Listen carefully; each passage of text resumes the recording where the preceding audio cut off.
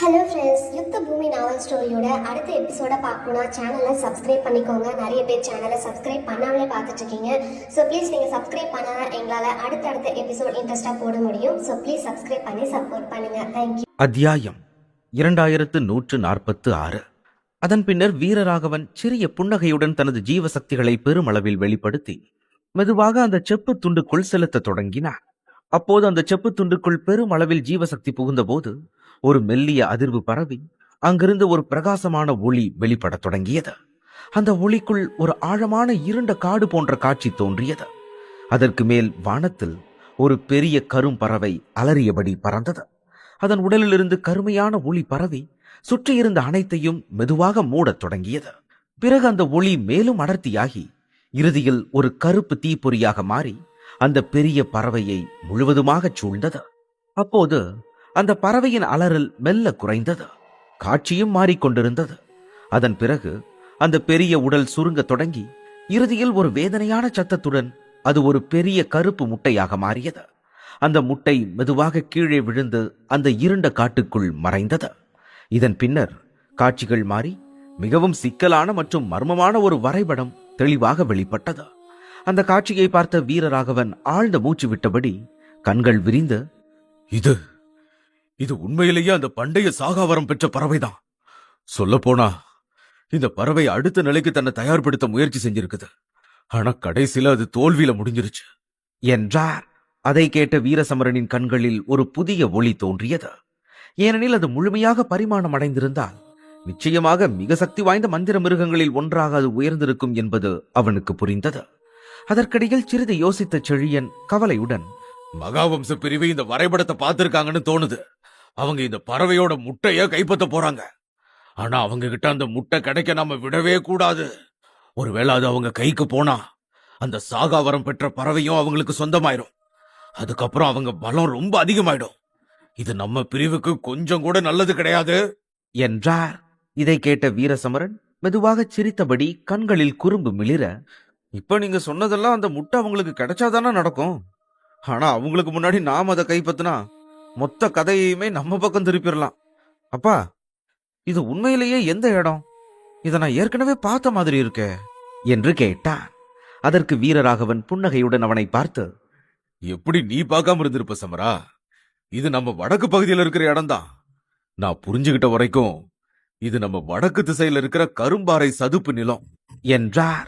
அந்த பெயரை கேட்டதும் வீரசமரனின் முகத்தில் லேசான ஆச்சரியம் தோன்றியது. பின்னர் அவன் ஏதோ புரிந்து கொண்டது போல அமைதியாக தலையசைத்தான். கரும்பாறை சதுப்பு நிலம் வடக்கு பகுதியில் மிகவும் ஆபத்தான இடமாக கருதப்பட்டது. அது மகா சமவெளியிலிருந்து முற்றிலும் மாறுபட்டதாக இருந்தது. குறைந்தபட்சம் மகா சமவெளிக்கு கொள்ளை கும்பல்களாவது செல்வார்கள். ஆனால் இந்த சதுப்பு நிலத்தை நோக்கி செல்ல யாருக்கும் துணிவிருக்காது. பல ஆண்டுகளாக அங்கு 10 பேர் சென்றிருந்தால் அவர்களில் 9 பேர் வேதனையுடன் உயிரிழந்ததாக கூறப்பட்டது. உயிர் பிழைத்த ஒருவரும் நீண்ட காலம் சுயநினைவை இழந்து பிறரால் பைத்தியக்காரராகவே கருதப்பட்டார். மேலும் அந்த இடத்தின் பெயரை கேட்டால் கூட அவர் பயத்தில் நடுங்கி இருப்பார். இதை பற்றி சிந்தித்த செழியன் மெதுவாக, கரும்பாறை சதுப்பு நிலத்துக்குள்ள போறது அவ்வளவு லேசான காரியம் இல்ல. அந்த இடம் முழுக்க முழுக்க ஆபத்துகள் நிறைஞ்சது. அங்க செய்யற ஒரு சின்ன தப்பு கூட நம்ம உயிரையே பறிச்சிரும் என்றார். அதே நேரத்தில் வீரராகவன் சிறிது யோசித்தபடி, அந்த பண்டைய சாகாவரம் பெற்ற பறவையை பத்தின விஷயம்னா இந்த ஆபத்தை துணிஞ்சு எதிர்கொள்றதுல தப்பு இல்ல செழியா. ஏன்னா ஒருவேளை அந்த மகாவம்ச பிரிவு அந்த பறவையோட ஆன்ம துண்டை கைப்பற்ற நாம அனுமதிச்சோம்னா நமக்கு பின்னாடி வர்ற சிக்கல்கள் ரொம்ப பெருசா இருக்கும். அது நம்ம பிரிவை வாழ்வா சாவாங்கிற நிலைமைக்கு கூட கொண்டு போய் விட்டுரும். அதனால இப்பவே இந்த ஆபத்தை துணிஞ்சு ஏத்துக்கிறது தான் நல்லது என்றார். அந்த வார்த்தைகளை கேட்ட செழியனும் அமைதியாக தலையசைத்தார். ஏனெனில் அந்த பண்டைய அமரப்பறவையின் சக்தி எவ்வளவு பெரியதென்று அவருக்கு தெரிந்திருந்தது. அது உயிருடன் இருந்திருந்தால் யாரும் அதன் ஆன்ம துண்டை தொடக்கூட முயற்சி செய்திருக்க மாட்டார்கள். ஆனால் இப்போது அது பரிணாமத்தில் தோல்வியடைந்து பலவீனமான நிலையில் இருப்பதால் இந்த வாய்ப்பை மகாவம்ச பிரிவு தவறவிடாது என்பது தெளிவாக இருந்தது. சிறிது நேரம் கழித்து வீரராகவன் மீண்டும் பேசத் தொடங்கி, நம்ம உடனே சில வீரர்களை அனுப்பி அந்த மகாவம்ச ஆளுங்களை ரகசியமா கண்காணிக்க சொல்லணும்னு நினைக்கிறேன். அதுவும் இல்லாம இந்த விஷயத்தை நாம ரொம்ப ரகசியமா வச்சிருக்கணும். இல்லனா மத்த பலமான ஆட்களும் பிரிவுகளையும் இந்த விலை உயர்ந்த பொருளை கைப்பற்ற போட்டிக்கு வந்துருவாங்க. அப்படி நடந்தா நம்ம கஷ்டம் அதிகமாயிடும். மகாவம்ச ஆளுங்களும் இந்த ரகசியத்தை அவ்வளவு சீக்கிரம் வெளியே விட மாட்டாங்கன்னு எனக்கு உறுதியா தெரியுது என்றார். அதற்கு செழியன் விளக்கமாக, கரும்பாறை சதுப்பு நிலத்தை சுத்தி நச்சு காத்து வீசிக்கிட்டே இருக்கும். வெயில் காலத்தோட உச்ச நாட்கள்ல மட்டும்தான் அந்த பயங்கரமான காத்தோட வீரியம் குறையும். அப்படின்னா நமக்கு அதிக நேரம் இல்லைன்னு தான் அர்த்தம். ஒருவேளை மகாவம்ச பிரிவு அங்க போறதா இருந்தா அவங்களும் அதே நேரத்துல தான் அங்க போவாங்க என்றார். இதை கேட்ட வீரராகவன் உறுதியாக தலையசைத்து, நாமளும் அதுக்கு தயாராகணும். இருக்கிறதுலயே ரொம்ப திறமையான பலமான வீரர்களை திரட்டணும். சரியான சந்தர்ப்பம் கிடைச்ச உடனே நாமளும் அந்த இடத்துக்கு கிளம்பணும். அந்த சாகவரம் பெற்ற பறவையோட ஆன்ம துண்டு நமக்கு கிடைக்கலனாலும் பரவாயில்ல. ஆனா எந்த சூழ்நிலையிலையும் அது மகாவம்ச ஆளுங்க கையில கிடைச்சிடக்கூடாது. செழியா, நீ தயார் செய்ய ஆரம்பி. சமரா, என் மகனே, உன் அப்பாவுக்கு ரொம்ப அருமையான ஒரு பரிசு நீ கொடுத்திருக்க என்றார். அதற்கிடையில் வீரசமரன் மெதுவாக சிரித்தபடியே, பா, இந்த பரிசுக்கு கைமாறா என்னையும் உங்க கூட கரும்பாறை சதுப்பு நிலத்துக்கு கூட்டிட்டு போங்க. ஆபத்தை பத்தி நீங்க கவலைப்படாதீங்க. அதிரவன் மாதிரி ஆபத்தான கும்பலையும் கொள்ளையர்களையும் சமாளிச்சுதான் உங்க மகன் இங்க வரைக்கும் வந்திருக்கான். அதனால எந்த ஆபத்தும் என்னை தடுத்து நிறுத்த முடியாது என்றார். அந்த கோரிக்கையை கேட்ட வீரராகவனின் முகத்தில் ஒரு கணம் தயக்கமும் கவலையும் தோன்றியது. பின்னர் அவர் அமைதியாக புன்னகைத்து, இப்ப நீயே எங்களை உன்னை மரண போராட்டத்துக்கு நடுவுல கூட்டிட்டு போக சொல்றப்போ தாராளமா நீ எங்க கூட வரலாம். ஆனா அங்க இருக்கும்போது ரொம்ப கவனமா இருக்கணும். உணர்ச்சி வசப்பட்டோ இல்ல அவசரப்பட்டோ எந்த முடிவையும் எடுத்துறாத. அது உனக்கே வினையா முடிஞ்சிடும் என்றார். அந்த அனுமதியை கேட்டவுடன் வீரசமரன் புன்னகைத்தான். ஆனால் உடனே அவனுக்கு ஒரு விஷயம் நினைவுக்கு வந்தது. அதனால் அவன் சற்று கவனமாக, பா, உங்ககிட்ட இன்னொன்னு கேட்கணும்னு நினைச்சேன். நான் அந்த மகா போட்டியில கலந்துகிட்டப்போ ஏதோ ஒரு காரணத்தால மயங்கிட்டேன். மறுபடியும் எனக்கு உணர்வு சக்தி கிடைச்சு கண் விழிச்சு பார்த்தப்போ எனக்கு எதிரா மோதினவன் பலமான காயங்களோட தரையில கிடந்தான். ஆனா எனக்கு என்ன நடந்துச்சுன்னே ஞாபகம் இல்ல. அதுக்கப்புறம் என் உடம்புக்குள்ள ஒரு விசித்திரமான சக்தியை உணர்ந்தேன். அது ஒரு விதமான ஆன்ம உள்ளுணர்வு மாதிரி இருக்கு. அந்த மர்மமான சக்தி என் உடம்புக்குள்ள எங்கேயோ ஒளிஞ்சிருக்குது. அப்பப்போ வெளியே வருது. இது ஏன் எனக்கு நடக்குதுன்னு உங்களுக்கு தெரியுமா என்று கேட்டான். அந்த கேள்வியை கேட்டவுடன் வீரராகவனின் முகத்தில் மாற்றம் தோன்றியது. சில கணங்கள் அமைதியாக இருந்த பிறகு அவர் மெதுவாக, ஒருவேளை ஏதோ வித்தியாசமா நடக்குது போல என்றார். அந்த தயக்கத்தை கவனித்த வீரசமரன் உடனே, பா, அப்படின்னா இது ஏன் நடக்குதுன்னு உங்களுக்கு தெரியும் தானே? இங்க பாருங்க, இதை என்கிட்ட இருந்து நீங்க எப்பவும் மறைச்சு வைக்க முடியாது இல்லையா? தயவு செஞ்சு விஷயம் என்னன்னு சொல்லுங்க என்றான். அவன் குரலில் இருந்த ஆவலை கண்ட வீரராகவன் சற்று கனிந்த மனதுடன் அவனை பார்த்து, உனக்கு இப்படி ஒரு நிலைமை வரும்னு நான் நினைச்சு கூட பார்க்கல சமரா. ஆனா உண்மையை சொல்ல போனா இத பத்தி என்னாலையும் எதுவும் உறுதியா சொல்ல முடியாது. உன் அம்மாவுக்கும் இதே மாதிரியான சில மறைமுகமான சக்திகள் இருந்துச்சு. அவளும் அதோட உண்மையை அறிஞ்சிக்க ரொம்ப ஆர்வமா இருந்தா. கடைசியில தன்னோட சக்திகள் இந்த உலகத்தை காப்பாத்ததான் பயன்படும்னு அவ புரிஞ்சுகிட்டப்போ அவ ஒரு போருக்கு போனா. ஆனா அங்கிருந்து அவ திரும்பவே இல்லை. ஆனா ஏன் அந்த சக்திகள் இப்போ உன்கிட்ட வெளிப்படுதுன்னு எனக்கே தெரியல. இத பத்தி உன்கிட்ட சொல்லக்கூடிய ஒரே ஆள் இப்போ இந்த உலகத்துல நம்ம கூட இல்லாத உன் அம்மாவால மட்டும்தான் முடியும் என்றார். வீரராகவன் இதை சொல்லிக் கொண்டிருந்த போது அவரது முகத்தில் ஒரு பெரிய ஏமாற்றம் தெரிந்தது. அதை கவனித்த வீரசமரனும் சிறிது மனம் தளர்ந்தார். ஆனால் உடனே தனது உணர்ச்சிகளை அடக்கிக் கொண்டு அவரை பார்த்து, அப்பா, இந்த சக்திகளோட அசைவுங்கிறது அம்மா இன்னும் உயிரோட தான் இருக்காங்க, அவங்க என்கிட்ட பேச முயற்சி பண்றாங்கன்னு அர்த்தமா என்று கேட்டான். அந்த கேள்வியுடன் அவன் கண்களில் ஒரு நம்பிக்கை ஒளி மிளிர்ந்தது.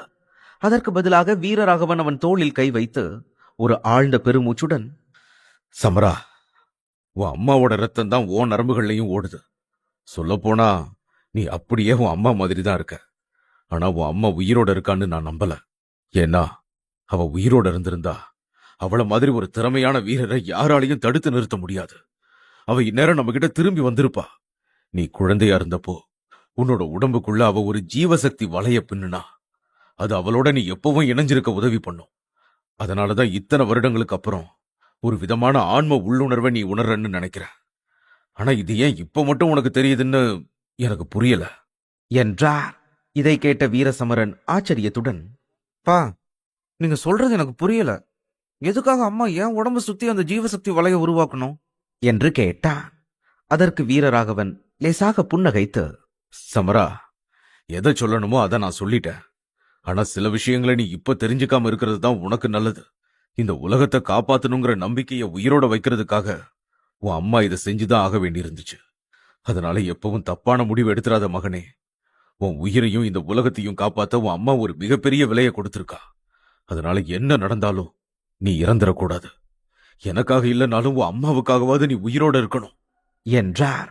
அந்த வார்த்தைகளை கேட்டவுடன் வீரசமரனின் கண்கள் நனையத் தொடங்கின. மேலும் உணர்ச்சியுடன், பா, நான் இந்த உலகத்தோட காவலனா வருவேன்னு அம்மா அவ்வளவு உறுதியா நம்பியிருக்காங்களா என்று கேட்டான். பொதுவாக இப்படிப்பட்ட உணர்ச்சிகளை வெளிப்படுத்தாத அவன் தாயை பற்றிய நினைவுகளால் அந்த தருணத்தில் தன்னை கட்டுப்படுத்த முடியவில்லை. ஏனெனில் சிறு வயதிலிருந்தே அவன் மனதில் பதிந்திருந்த அந்த முகம் இன்னும் மறையவில்லை. அதே நேரத்தில் அவள் உண்மையிலேயே இறந்து விட்டாளா அல்லது எங்காவது இன்னும் உயிருடன் இருக்கிறாளா என்ற ஒரு கேள்வி அவனை எப்போதும் தொந்தரவு செய்து கொண்டே இருந்தது.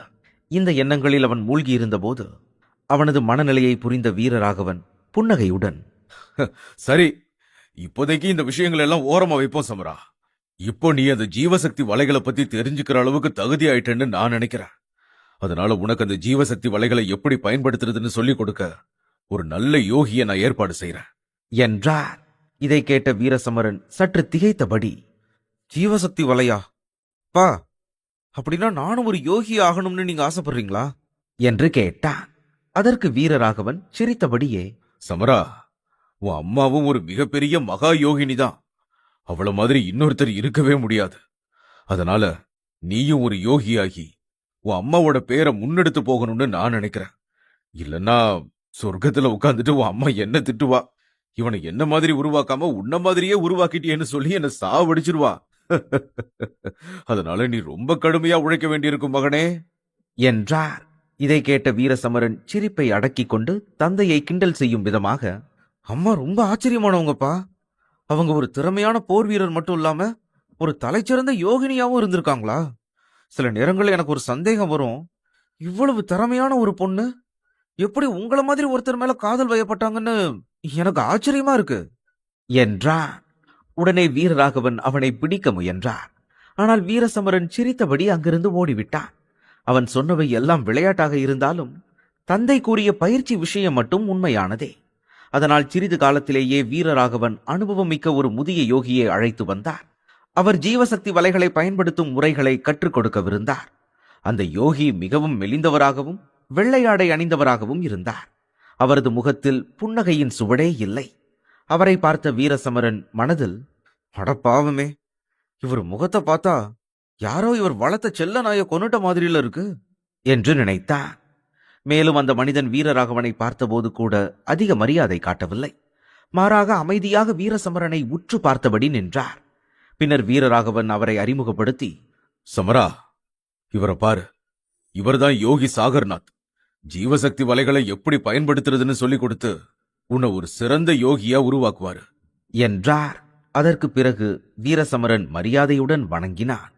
ஆனால் அந்த முதியவர் எந்த பதிலும் அளிக்காமல் அமைதியாகவே இருந்தார். அதற்கு பிறகு வீரராகவன் மீண்டும், சமரா, நீ ரொம்ப கடுமையா உழைக்கணும். யோகி சாகர்நாத் ரொம்ப கண்டிப்பான குருன்னு எல்லாருக்கும் தெரியும். உன்கிட்ட ஒரு யோகி ஆகிறதுக்கான தகுதி இல்லைன்னு அவர் நினைச்சா நீ என் மகனா இருந்தா கூட உனக்கு சொல்லிக் கொடுக்கறத நிறுத்திடுவாரு. உன்னோட திறமையால அவரோட மனசை நீ ஜெயிப்பன்னு நான் நம்புறேன் என்று மெதுவாகச் சொன்னார். அத்தியாயம் 2147. யோகி சாகர்நாத் ஒரு உச்ச மகா யோகியாக இருந்ததுடன் ராஜவம்ச பிரிவில் உள்ள அனைத்து யோகிகளிலும் மிகவும் சக்தி வாய்ந்தவராக கருதப்பட்டார். அதனால்தான் வீரராகவன் வீரசமரனுக்கு கற்பிக்க அவரை அழைத்து வந்திருந்தார். இதற்கிடையில் தன் தந்தையின் வார்த்தைகளை கவனமாக கேட்டுக்கொண்டிருந்த வீரசமரன் அந்த முதியவரை உன்னிப்பாக பார்த்து கொண்டிருந்தார். ஏனெனில் ஆதிபீடம் யோகியாக ஆகும் பயிற்சிகளை வழங்காது.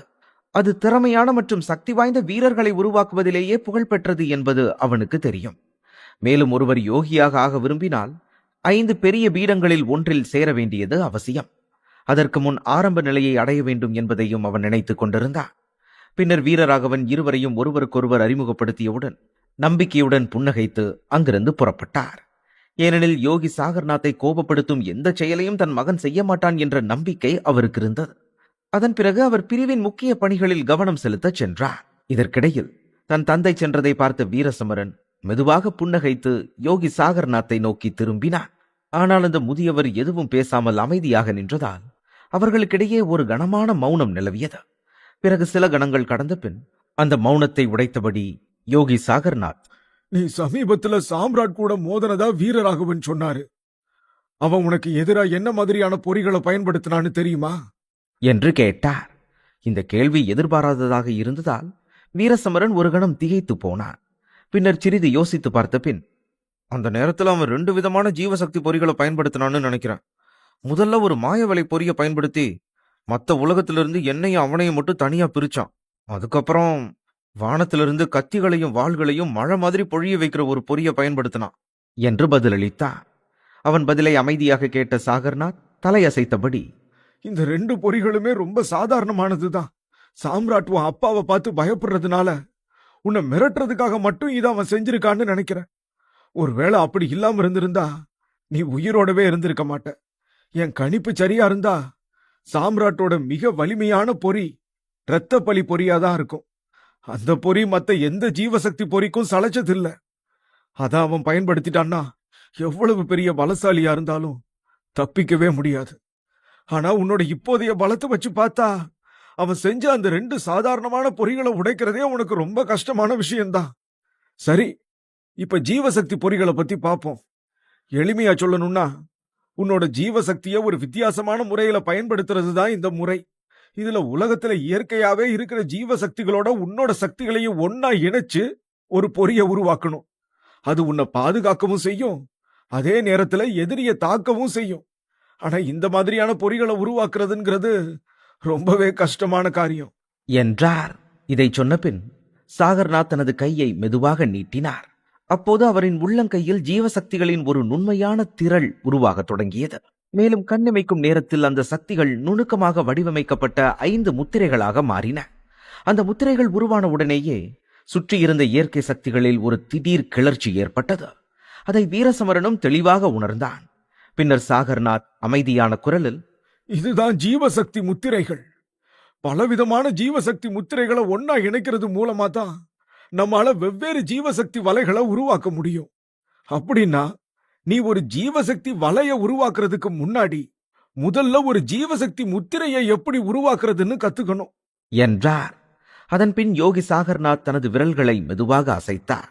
உடனே அவர் முன்பு மிதந்து கொண்டிருந்த 5 ஜீவசக்தி முத்திரைகளும் விடுவிக்கப்பட்டு ஒன்றை ஒன்று நெருங்கத் தொடங்கி சில கணங்களில் அவை ஒன்றாக இணைந்து ஒரு முழுமையான ஜீவசக்தி வலையாக உருமாறின. மேலும் அந்த வலை வானத்திலிருந்து மழையைப் போல நீரை பொழியத் தொடங்கியது. ஆனால் அது நீண்ட நேரம் நிலைக்கவில்லை.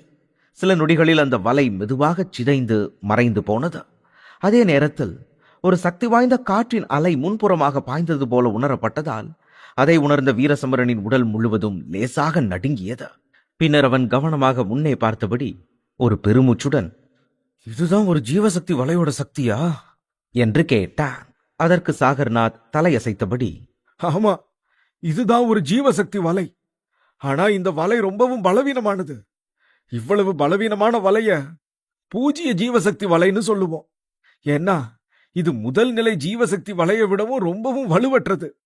ஒரு ஜீவசக்தி வலையை உருவாக்கணும்னா உன்னால ஜீவசக்தி முத்திரைகளை ரொம்ப துல்லியமா கட்டுப்படுத்த முடியணும். அந்த ஆற்றல்ல ஒரு சின்ன தப்பு நடந்தாலும் ஜீவசக்தி வலை உருவாகாது. அப்படி அது தோத்து போனா அதனால வர்ற மிகப்பெரிய பாதிப்பா அதை உருவாக்கணவன் தான் தாங்கிக்கணும். சில நேரங்கள்ல அந்த யோகி தன் உயிரையே விட வேண்டிய நிலை கூட வரலாம். பொதுவா ஒரு ஜீவசக்தி வலை எவ்வளவு பலமானதோ அதை உருவாக்குறதுக்கு அவ்வளவு அதிகமான ஜீவசக்தி முத்திரைகள் தேவைப்படும். அதே மாதிரி நீ முத்திரைகளை உருவாக்க உன்னோட வேலை இன்னும் ரொம்ப கடினமாயிட்டே போகுங்கிறதையும் தெரிஞ்சுக்கோ என்று மெதுவாக விளக்கினார். இதை சொன்ன பின் வீரசமரன் கவனமாக கேட்பதை உணர்ந்த சாகர்நாத் தொடர்ந்து, நான் ஒரு பரம ஜீவ மகா யோகி. அதனால என்னால ஒரே நேரத்துல அதிகபட்சமா 20 ஜீவசக்தி முத்திரைகளை மட்டும்தான் கட்டுப்படுத்த முடியும். அதுக்கு மேல நான் முயற்சி செஞ்சா அந்த முத்திரைகள் என் கட்டுப்பாட்டை மீறிடும். அதனால நான் பலத்த காயமடைய நேரிடும். இதுவே பரமஜீவ மகா யோகிகள்லயே ரொம்பவும் பலமானவங்களை பத்தி பேசணும்னா 5ஆம் நிலை பரமஜீவ மகா யோகிகளை விரல் விட்டு எண்ணிரலாம். அவங்களால ஒரே நேரத்துல குறைஞ்சது 200 முத்திரைகளை தங்களோட கட்டுப்பாட்டுல வச்சிருக்க முடியும். அந்த அளவுக்கு பலம் இருந்தா பல நித்திய தெய்வீக நிலை வீரர்களையும் ஒரு நொடியில் அவங்களால அழிச்சிட முடியும் என்றார். பின்னர் சிறிது இடைவெளிக்கு பிறகு, சரி, ஜீவசக்தி முத்திரைகள் ரொம்ப முக்கியமான விஷயம்தான். ஆனா நீ ஒரு ஜீவசக்தி வலை அமைப்பை உருவாக்கணும்னா உனக்கு இன்னொன்னும் தேவை. அதுதான் அந்த ஜீவசக்தி வலையோட வரைபடம். உனக்கே தெரியும், ஒரு ஜீவசக்தி வலைய உருவாக்குறதுங்கிறது ஒரு பெரிய கட்டிடத்தை கட்டுற மாதிரி. ஒரு கட்டிடத்துக்கு எப்படி அஸ்திவாரம் முக்கியமோ அதே மாதிரிதான் இந்த ஜீவசக்தி முத்திரைகளும். ஆனா அந்த கட்டிடத்தோட மத்த பகுதிகள் எல்லாம் அந்த வலையோட வரைபடத்தை சார்ந்ததுதான். ஒரு வரைபடம் இல்லாம உன்னால எப்படி கட்டிடத்தை கட்ட ஆரம்பிக்க முடியாதோ அதே மாதிரி இந்த வரைபடம் இல்லாம உன்னால ஜீவசக்தி வலைய உருவாக்க முடியாது என்று அமைதியாக விளக்கினார். இதைத் தொடர்ந்து யோகி சாகர்நாத் லேசாக ஒளிரும் பச்சை நிற காகிதத்தை எடுத்தார். அதை வீரசமரனிடம் கொடுத்தபடியே, இதுதான் முதல் நிலை ஜீவசக்தி வலைக்கான வரைபடம். இத வச்சு உன்னால ஒரு முழுமையான ஜீவசக்தி வலைய உருவாக்க முடியும் என்றார். அந்த காகிதத்தை வீரசமரன் வாங்கியவுடன் அதிலிருந்து ஒரு மெல்லிய ஒளி பாய்ந்து நேராக அவன் கண்களில் படிந்தது. உடனே அவன் மனக்கண்ணில் வானத்தில் எண்ணற்ற முத்திரைகள் தோன்றி அவை ஒன்றோடு ஒன்று இணைந்து ஒரு முழுமையான ஜீவசக்தி வலையாக மாறுவதைப் போல காட்சி தோன்றியது. அவை உண்மையில் வெளியில் இல்லாமல் அவன் மனதுக்குள் மட்டும் தோன்றிய காட்சிகள் என்றாலும் அவை அவனை அதே போன்ற முத்திரைகளை உருவாக்க வழிகாட்டுவது போல இருந்தது. அந்த அனுபவம் அவனுக்கு சற்று தலை சுற்றலை ஏற்படுத்தியது. ஆனால் அவன் தன்னை கட்டுப்படுத்திக் கொண்டான். பின்னர் சாகர்நாத் மீண்டும் பேசத் தொடங்கி, ஒரு யோகிக்கு ஜீவசக்தி வலையோட வரைபடங்கள்ங்கிறது ரொம்ப ரொம்ப விலை உயர்ந்த விஷயம். ஆனா இப்பவே இந்த வரைபடங்களை பயன்படுத்துறது உனக்கு ரொம்ப சீக்கிரமான ஒண்ணா இருக்கும். இப்போதைக்கு நீ ஜீவசக்தி முத்திரைகளை உருவாக்க கத்துக்க ஆரம்பிக்கணும். உன்னால ஒரு ஜீவசக்தி முத்திரையை உருவாக்க முடியுமான்னு இப்ப பாப்போம். ஒரு வகையில இது உனக்கான ஒரு தேர்வு. உன்னால இத பண்ண முடியாதுன்னு நீ உணர ஆரம்பிச்சா உடனே நிறுத்திரு. ஏன்னா உன்னால நிஜமாவே அதை செய்ய முடியாதுன்னு தான் அர்த்தம். அதுக்கு காரணம் உன்னோட சுபாவம் இந்த ஜீவசக்தி முத்திரைகளுக்கு ஏத்த மாதிரி இல்லாம ரொம்ப வித்தியாசமா இருக்கலாம். சுருக்கமா சொல்லணும்னா உனக்கு ஒரு யோகி ஆகிற தகுதி இல்லைன்னு அர்த்தமாயிடும் என்று அமைதியாகச் சொன்னார். வீரசமரன் அவர் சொல்வதை அமைதியாக கேட்டு அந்த காகிதத்தை வாங்கிக் கொண்டவுடன் எதுவும் பேசாமல் மெதுவாக கண்களை மூடினான். அதைத் தொடர்ந்து 1 மணி நேரம் முழுவதும் அவன் அப்படியே அசையாமல் இருந்தான். பின்னர் அவன் மெதுவாக கண்களை திறந்து தன் கையில் இருந்த காகிதத்தை அமைதியாக கீழே வைத்தான். அப்போது அவன் கண்களில் ஆழ்ந்த சிந்தனை தெளிவாக பிரதிபலித்தது. உண்மையில் ஒரு ஜீவசக்தி முத்திரையை உருவாக்குவது மரணத்தின் வாயில் முத்திரையை உருவாக்குவதற்கு ஒத்ததாக இருந்தாலும் அது அதற்கு காட்டிலும் குறைவான சிக்கலுடன் இருந்தது. ஆனால் அதனால் யோகியாக ஆகுவது எளிது என்று அர்த்தமில்லை. ஏனெனில் ஒரு யோகியின் திறமை என்பது ஒரே நேரத்தில் எத்தனை முத்திரைகளை கட்டுப்படுத்த முடிகிறது என்பதிலேயே அளவிடப்பட்டது. இதை மனதில் வைத்து சிறிது நேரம் யோசித்த பிறகு வீரசமரன் தனது கைகளை நீட்டி அவற்றில் கருப்பு ஜீவசக்தி ஆற்றலை மெதுவாக திரட்டத் தொடங்கினான். அந்த ஆற்றல் அவன் விரல்களில் முழுமையாக குவிந்ததும் அதை பயன்படுத்தி ஒரு ஜீவசக்தி முத்திரையை உருவாக்க முயன்றான். அவனை எதிரில் நின்று கவனித்துக் கொண்டிருந்த யோகி சாகர்நாத் இந்த முயற்சியின் முடிவை பொறுத்தே அடுத்த முடிவு எடுக்கப்பட வேண்டும் என்று அமைதியாக காத்திருந்தார். ஏனெனில் இந்த முயற்சியில் தோல்வியடைந்தால் பிறகு வீரசமரனுக்கு கற்றுக் கொடுக்க வேண்டிய அவசியமே இருக்காது என்பது அவருக்கு தெளிவாக தெரியும். இவ்வாறு ஒரு அமைதியான அறையில் அந்த முதல் சோதனை மெதுவாக முன்னேறியது. வீரசமரன் கண்களை மூடியபடி அமர்ந்திருந்தான். அவன் வலது கையிலிருந்து எண்ணற்ற கருப்பு ஜீவசக்தி ஆற்றல்கள் வெளியேறி மெதுவாக ஒரு முத்திரையாக உருவாக தயாரானது. அதைத் தொடர்ந்து காலம் நகர்ந்து கொண்டே இருந்தது. அதை கவனித்த சாகர்நாத் இறுதியில் ஒரு பெருமூச்சு விட்டார். ஏனெனில் வீரசமரன் எதிர்பார்த்ததை விட நீண்ட நேரமாக அந்த நிலையிலேயே இருந்தான். பொதுவாக யோகியாகும் ஆரம்ப நிலையில் உள்ள திறமையான ஒருவரால் 1/2 மணி நேரத்திற்குள் முதல் முத்திரையை உருவாக்க முடியும். மேலும் மிகுந்த திறமை கொண்டவர்களுக்கு அதைவிட குறைவான நேரமே போதும். ஆனால் இப்போது 1 மணி நேரம் கடந்தும் எந்த முத்திரையும் உருவாகாததால் சாகர்நாத்தின் மனதில் சந்தேகம் எழுந்தது. அப்போது அவர் சற்றே உதவியற்ற குரலில், இந்த பையன் அவனோட ஜீவசக்தியை அதிகப்படுத்தி ஒரு பலமான போர் வீரனா உருவெடுக்கிறதுக்கான தகுதியோட இருக்கான் போல தெரியுது. ஆனா அதே சக்தியை பயன்படுத்தி ஒரு யோகியா மாறுறதுக்கான தகுதி இவங்கிட்ட இல்லையோன்னு தோணுது என்றார். எனினும் அனுபவம் நிறைந்தவர் என்பதால் அவர் அதை குறித்து அதிகம் கவலைப்படவில்லை. ஏனெனில் சில துறைகளில் சிறந்தவர்களாக இருந்தாலும் மற்ற துறைகளில் அதே அளவு திறமை இல்லாதவர்களாக இருந்த பலரை அவர் பார்த்திருந்தார். இதற்கிடையில் நேரம் மேலும் நகர்ந்து சுமார் 1/2 மணி நேரத்திற்கு பிறகு வீரசமரன் மெதுவாக கண்களை திறந்தான். ஆனால் அவன் கைகளில் எந்த முத்திரையும் இல்லாததை பார்த்த சாகர்நாத் உள்ளுக்குள் ஏமாற்றமடைந்தார். அதை கவனித்த அவர் சிந்தித்தபடி, இவ்வளவு நேரமாகியும் உன்னால இன்னும் ஒரே ஒரு ஜீவசக்தி முத்திரையை கூட உருவாக்க முடியலையா? உன் கவனம் எல்லாம் எங்க இருக்கு தம்பி என்று கேட்டார். அதற்கு வீரசமரன் அமைதியாக தலையசைத்து, லேசான நிதானத்துடன், குருவே, என் கவனம் முழுக்க இங்கதான் இருக்கு. ஆனா நான் ஏதோ தப்பு செஞ்சிட்டேன்னு நினைக்கிறேன் என்றான். அவன் இவ்வாறு கூறியவுடன் சாகர்நாத்தின் முகத்தில் திடீரென ஆச்சரியம் தோன்றியது. அதே நேரத்தில் வீரசமரன் மெதுவாக தனது கையை நீட்ட அவன் கைகளில் திரண்டிருந்த கருப்பு ஜீவசக்தி ஆற்றல் அவன் விரல்களில் வடிவங்களை உருவாக்கத் தொடங்கியது. அந்த வடிவங்கள் முழுமையாக உருவான போது அது உண்மையான ஜீவசக்தி முத்திரை என்பதில் சாகர்நாத்துக்கு எந்த சந்தேகமும் இல்லை. இதை கண்ட அவர் நிம்மதியாக ஒரு பெருமூச்சு விட்டபடி, நல்லது, ஒரு வழியா இந்த ஜீவசக்தி முத்திரையை உருவாக்குறதுல நீ வெற்றி அடைஞ்சிட்ட என்றார். ஆனால் அவர் இதை சொல்லிக் கொண்டிருக்கும் போதே வீரசமரன் தனது இரண்டாவது விரலில் மீண்டும் ஆற்றலை சேர்த்து இன்னொரு முத்திரையை உருவாக்கத் தொடங்கினான். மேலும் அதிலும் வெற்றி கண்டான். இந்த காட்சி சாகர்நாத்தின் வியப்பை மேலும் அதிகரித்தது. அப்போது அவர் ஏதோ சொல்ல முயன்றபோது வீரசமரன் மூன்றாவது விரலிலும் அதே முறையில் ஒரு முத்திரையை உருவாக்கியிருந்தான். இதே போல மிக விரைவாக மற்ற 2 விரல்களிலும் முத்திரைகள் தோன்றிய போது சாகர்நாத் தன்னிடமே மெதுவாக, 5 ஜீவசக்தி முத்திரைகளா? அதுவும் முதல் முயற்சியிலேயே? என்று முணுமுணுத்தார். அந்த தருணத்தில் அவர் காண்பது உண்மையா அல்லது மாயையா என்பதையே புரிந்து கொள்ள முடியாமல் இருந்தார். ஏனெனில் இத்தகைய சாதனை முதல் முயற்சியிலேயே நிகழும் என்று அவர் ஒருபோதும் நினைத்ததில்லை. உண்மையில் அவர் முதலில் முத்திரைகளை உருவாக்கிய போது 5 முத்திரைகளை அடைய 1 மாதம் எடுத்திருந்ததை அவர் நினைத்தார். அப்போது அவர் முகத்தில் தெரிந்த ஆச்சரியத்தை கவனித்த வீரசமரன் சற்றே தயக்கத்துடன், குருவே, நான் ஏதாவது தப்பு பண்ணிட்டேனா? அதாவது ஜீவசக்தி முத்திரைகளை உருவாக்குறது இவ்வளவு சுலபமா இருந்திருக்க கூடாது தானே என்று கேட்டார். உண்மையில் இதுவரை யோகிகள் மிகுந்த திறமை கொண்டவர்கள் என்றும் யோகிகளாக மாறுவது மிகவும் கடினம் என்றும் அவன் எண்ணியிருந்தான். ஆனால் இப்போது அனுபவித்ததன் மூலம் யோகியாக மாறுவதற்கு பதிலாக ஒரு வீரனாக மாறுவதுதான் கடினமாக இருக்கலாம் என்று அவன் நினைக்கத் தொடங்கினான். அத்தியாயம் 2148. சாகர்நாத் தனது ஆச்சரியத்தை அடக்க முயன்று இறுதியில் மெதுவாக, நீ எந்த தப்பும் பண்ணல சமரா. நீ ஒரு யோகியா பிறக்க வேண்டியவன் போல தெரியுது என்றார். வீரசமரன் இதை கேட்டவுடன் மெதுவாக புன்னகைத்து நிம்மதியாக ஒரு பெருமூச்சு விட்டான். அதன் பின்னர் சாகர்நாத் அவனை அமைதியாக பார்த்து, உன்னோட முதல் முயற்சியிலேயே 5 ஜீவசக்தி முத்திரைகளை உருவாக்குறதுல நீ வெற்றி பெற்றிருந்தாலும் அந்த சக்திகள் ரொம்ப நேரம் நிலைச்சு நிக்காம சீக்கிரமே கரைஞ்சு போயிடுச்சு. இந்த முறையில உன்னால ஒரு ஜீவசக்தி வலைய உருவாக்க முடியாது. அதனால நீ உன்னோட முத்திரைகளை உருவாக்க இன்னும் அதிகமா உழைக்கணும். இனி வர்ற காலத்தை உன்னோட ஜீவசக்தி முத்திரைகளை நிலைப்படுத்த பயன்படுத்துவோம். உன்னோட அந்த 5 முத்திரைகளும் எப்போ நிலைத்தன்மையோட இருக்குதோ, அதாவது உருவாக்கின கொஞ்ச நேரத்திலேயே கரையாம இருக்குதோ, அப்போ சில அடிப்படை ஜீவசக்தி வலைகளை எப்படி உருவாக்குறதுன்னு நான் உனக்கு கத்துக் கொடுப்பேன் என்று அமைதியாக விளக்கினார். இதை புரிந்து கொண்ட வீரசமரன் உடனே தலையசைத்து ஒப்புக்கொண்டான். அதன்பின் அவர் சொன்ன அறிவுரைகளை அமைதியாக ஏற்றுக்கொண்டு மீண்டும் முத்திரைகளை உருவாக்குவதில் முழுமையாக மூழ்கினான்.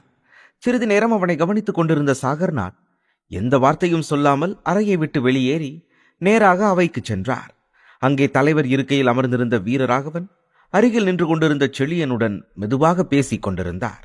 அப்போது சாகர்நாத் வந்ததை கவனித்ததும் அவர் சற்றே பதட்டத்துடன், யோகி சாகர்நாத், என்ன விஷயம்? எல்லாம் சரியா நடக்குதா? என் மகன் உங்களை தொந்தரவு எதுவும் செஞ்சானா? அப்புறம் அவனுக்கு ஒரு யோகி ஆகிற தகுதி இருக்கா என்று கேட்டார். இந்த கேள்வியை கேட்டபோது அவரது முகத்தில் ஒரு லேசான கலக்கம் தென்பட்டது. அதை கவனித்த சாகர்நாத் அமைதியாக புன்னகைத்து, வாழ்த்துக்கள் வீரராகவன். வீரசமரம் ஒரு போர் வீரன் ஆகிற தகுதியை விட ஒரு யோகி ஆகிறதுக்கான தகுதி அவங்கிட்ட ரொம்பவே பிரமிக்கத்தக்க வகையில இருக்கு. அவனோட வேகத்தை பார்த்தா இன்னும் 10 நாள்ல அவன் ஒரு ஆரம்ப நிலை யோகியா மாறிடுவான்னு நான் நம்புறேன் என்றார். இந்த வார்த்தைகளை கேட்ட வீரராகவன் உடனே நிம்மதியாக பெருமூச்சு விட்டார். அதே நேரத்தில் அருகில் நின்ற செழியன் மகிழ்ச்சியுடன் புன்னகைத்து, அண்ணா, சமரம் உங்களை விடவும் திறமசாலியா இருப்பான்னு எனக்கு அப்பவே தெரியும். இன்னைக்கு அண்ணி மட்டும் இருந்திருந்தா அவங்க மகனை பத்தி கேள்விப்பட்டு ரொம்ப சந்தோஷப்பட்டிருப்பாங்க. அண்ணிய மாதிரியே நம்ம குடும்பத்துல ஒரு சிறந்த யோகி உருவாக போறான் என்று சிரித்தபடி சொன்னார். இதை கேட்ட வீரராகவன் மெதுவாக தலையசைத்து புன்னகைத்தார். பின்னர் சிறிது நேரம் கழித்து அவர் மீண்டும் கேள்வி எழுப்பி, சரி, அதெல்லாம் விடு. மகாவம்ச பகுதியில் ஏதாவது நடமாட்டம் இருக்கான்னு சொல்லு என்று கேட்டார். அதற்கு செழியன், ஆமாண்ணே, அங்க சில நடமாட்டங்கள் இருக்குது.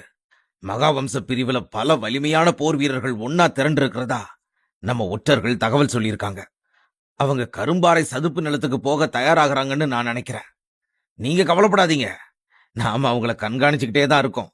அவங்க ஏதாவது ஒரு முடிவெடுத்த அடுத்த நிமிஷமே நாம கிளம்பிடலாம். என்ன நடந்தாலும் சரி, அந்த பண்டைய அழியா பறவையோட ஆன்ம துண்டை மட்டும் மகாவம்சி பிரிவினரால கைப்பற்ற முடியாது என்று உறுதியாகச் சொன்னார். இவ்வாறு நாட்கள் மெதுவாக ஒன்றன் பின் ஒன்றாக கடந்து சென்றன. அந்த நாட்களில் வீரசமரன் தனது பெரும்பாலான நேரத்தையும் ஜீவசக்தி முத்திரைகளை வலுப்படுத்துவதில் செலவழித்தான். சுமார் 5 நாட்கள் கடந்தபோது அவன் அந்த கலையில் குறிப்பிடத்தக்க முன்னேற்றம் அடைந்தான். இது சாகர்நாத்தை உள்ளுக்குள் ஆச்சரியப்படுத்தினாலும் அவர் அந்த உணர்வை வெளிப்படுத்தவில்லை. அதன் பின்னர் அவர் அமைதியாக வீரசமரனுக்கு ஜீவசக்தி வலையை உருவாக்கும் முறைகளை கற்றுக் கொடுக்க தொடங்கினார். ஆனால் அந்த நிலையை அடைந்த பின் ஜீவசக்தி வலையை உருவாக்குவது எவ்வளவு கடினமானது என்பதை வீரசமரன் தெளிவாக உணரத் தொடங்கினார். எண்ணற்ற முயற்சிகளும் தோல்விகளும் வந்த போதிலும் ஒரு சிறிய வலையை கூட உருவாக்க முடியாமல் அவன் தொடர்ந்து போராடி கொண்டிருந்தான். இதையெல்லாம் கவனித்துக் கொண்டிருந்த சாகர்நாத்தின் முகத்தில் எந்த மாற்றமும் தோன்றவில்லை. ஏனெனில் இத்தனை குறுகிய காலத்தில் வெற்றி கிடைத்திருந்தால் அது மற்ற யோகிகளுக்கே அவமானமாக இருந்திருக்கும். வெளிப்படையாக பார்த்தால் யோகியாக மாறுவது எளிதான காரியம் அல்ல என்பது தெளிவாக இருந்தது.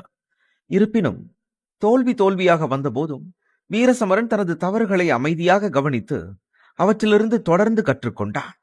காலம் மெதுவாக நகர்ந்து இறுதியில் அரை மாதம் கடந்தபோது அவன் ஒரு சிறிய ஜீவசக்தி வலையை உருவாக்குவதில் வெற்றி பெற்றான். அதன்பின் ராஜவம்ச பிரிவின் உச்சத்தில் வீரசமரன் ஏற்கனவே 8 ஜீவசக்தி முத்திரைகளை ஒரே நேரத்தில் உருவாக்கி வைத்திருந்தான். அவற்றிலிருந்து ஒளி மெல்ல வெளிப்பட்டு கொண்டிருந்தது. இது கடந்த நாட்களில் அவன் செய்த கடின உழைப்பின் தெளிவான அடையாளமாக இருந்தது. இப்போது அவனால் ஒரே நேரத்தில் 8 முத்திரைகளையும் கட்டுப்படுத்த முடிந்தது. அருகில் நின்ற சாகர்நாத் அவனை அமைதியாக கவனித்துக் கொண்டிருந்தார். அந்த நேரத்தில் வீரசமரன் இன்னும் பெரிய ஜீவசக்தி வலையை உருவாக்க முயன்றார். ஆனால் அந்த முயற்சி வெற்றியளிக்கவில்லை. இருப்பினும் ஒவ்வொரு தோல்வியும் அவனை வெற்றிக்கு இன்னும் அருகில் கொண்டு செல்வதை சாகர்நாத் நன்றாக புரிந்திருந்தார். அந்த சமயத்தில் வீரசமரனின் கண்களில் ஒரு அமைதியான தீவிரம் தோன்றியது. பிறகு அடுத்த கணமே அவன் தன் கைகளில் இருந்த 8 முத்திரைகளையும் ஒரே நேரத்தில் மறையச் செய்தான். இதை கண்ட சாகர்நாத்தின் கண்களில் ஒரு லேசான கவலை மின்னியது. அவர் உடனே வானத்தை நோக்கி பார்த்தபோது அந்த முத்திரைகள் மிகச் சிக்கலான முறையில் ஒன்றோடு ஒன்று இணைந்து கொண்டிருப்பதை உணர்ந்தார். அதைத் தொடர்ந்து சில நொடிகள் கழித்து ஒரு ஒளிக்கீற்று அந்த வலையை முழுமையாக்கிய போது சுற்றியிருந்த இயற்கை ஜீவசக்திகளில் திடீரென ஒரு வலுவான கிளர்ச்சி ஏற்பட்டது. அந்த உணர்வு சாகர்நாத்தின் முகத்தில் சிறிய ஆச்சரியத்தை ஏற்படுத்தியது. அடுத்த கணம் வானத்தில் தோன்றிய அந்த ஒளிரும் வலை மெதுவாக மறைந்தது. ஆனால் அதன் சக்தியின் அதிர்வு இன்னும் காற்றில் உணரப்பட்டது. பின்னர் வீரசமரன் கண்களை திறந்தான். அப்போது அவன் முகம் முழுவதும் அளவற்ற மகிழ்ச்சியால் ஒளிர்ந்தது. அந்த மகிழ்ச்சியுடன் அவன் உற்சாகமாக, "அற்புதம்! ஒரு வழியா ஒரு சிறப்பான ஜீவசக்தி வலையை என்னால உருவாக்க முடிஞ்சிருச்சு" என்று கத்தினான். வீரசமரன் ஜீவசக்தி வலையை உருவாக்கிய உடனேயே பொதுவாக அமைதியாக இருப்பதையே விரும்பும் யோகி சாகர்நாத் தன்னடக்கத்தை மறந்து கைதட்டத் தொடங்கி, சபாஷ் வீரசமரா, ஒரு வழியா உன்னோட முதல் ஜீவசக்தி வலையை உருவாக்குறதுல நீ வெற்றி அடைஞ்சிட்ட என்றார். பல நாட்களாக இருவரும் சந்தித்த சிரமங்களுக்கு இப்போது பலன் கிடைத்திருந்ததால் அவரது முகத்தில் ஒரு புன்னகை மலர்ந்தது. அதை பார்த்த வீரசமரனும் மெதுவாக புன்னகைத்தான். அதே சமயம் அவன் தன் முன் உருவாகியிருந்த ஜீவசக்தி வலையை கவனமாக உற்று பார்க்க தொடங்கினான். பார்த்து கொண்டிருக்கையில் அது உண்மையில் முதல் நிலை வலை அல்ல என்பதை அவன் உணர்ந்தான்.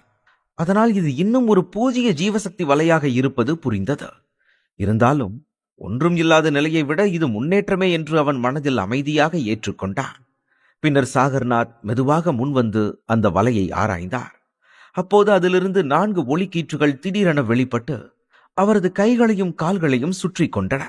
அந்த தாக்கத்தை உணர்ந்த அவர் சிறிதும் பதறாமல் புன்னகையுடன், இந்த ஒளிகளோட பிடிமானம் ரொம்ப பலமா இருக்குது, நீ நல்ல வேலை செஞ்சிருக்க என்றார். பிறகு உடனே தனது ஜீவசக்தியை இயக்கி அந்த பிணைப்புகளை கண்ணிமைக்கும் நேரத்தில் உடைத்தார். அதனால் இத்தகைய வலை ஒரு பெரிய யோகியை நிறுத்த இயலாது என்பது தெளிவானது. அதன் பிறகு அவர் அமைதியாக, இந்த ஜீவசக்தி இல்லாத வலைய ஜீவசக்தி விலங்கு வலைன்னு சொல்லுவாங்க. இது ஜீவசக்தி மின்னல் வலையை விட பலமானது இல்லைன்னாலும் கண்டிப்பா உனக்கு இது உதவியா இருக்கும். உன்னோட எதிரி ஒரு நிமிஷம் கவனக்குறைவா இருந்தா கூட போதும், இந்த வலை அவங்கள ஒரு நொடி கட்டி போட்டுரும். அந்த நேரத்தை பயன்படுத்தி நீ உன்னோட சிறந்த தாக்குதலை அவங்க மேல நடத்தலாம் என்றார். வீரசமரன் இதை புரிந்து கொண்டு தலையசைத்தான். பிறகு சிறிது நேரம் யோசித்த பின் அவன், குருவே, இப்போ என்னால முதல் நிலை ஜீவசக்தி வலையை உருவாக்க முடியும்னு எனக்கு தோணுது. அதனால சொல்லுங்க, அந்த வலையை எனக்கு எப்போ கத்துக் கொடுப்பீங்க என்று கேட்டான். ஏனெனில் இந்த நிலை வலைகள் சக்தி வாய்ந்த எதிரிகளை கட்டுப்படுத்த போதாது என்பதை அவன் தெளிவாக உணர்ந்திருந்தான். அதற்கு பதிலாக சாகர்நாத் அமைதியாக அவனை பார்த்து, முதல் நிலை ஜீவசக்தி வலைய உருவாக்குற தகுதி உனக்கு இருக்கா இல்லையான்னு நான் முடிவு பண்றேன். சொல்ல போனா முதல் நிலை ஜீவசக்தி வலைக்கு 15 ஜீவசக்தி முத்திரைகள் தேவைப்படும். ஆனா உன்னை பார்த்தா அந்த நிலை அடைய நீ இன்னும் ரொம்ப தூரம் போகணும் போல தெரியுது என்றார்.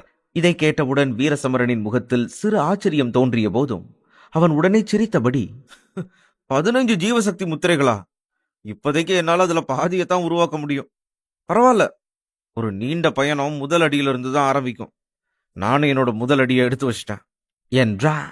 அவன் மனநிலை தளராமல் இருப்பதை உணர்ந்த சாகர்நாத் மெதுவாக தலையசைத்து, மனசை தளர விட வேண்டாம் சமரா. இப்ப நீ ஜீவசக்தி இல்லாத வலையை எப்படி உருவாக்குறதுன்னு கத்துக்கிட்டதுனால அதே மாதிரி இன்னும் சில வலைகளை எப்படி உருவாக்குறதுன்னு நான் உனக்கு சொல்லித் தரேன்.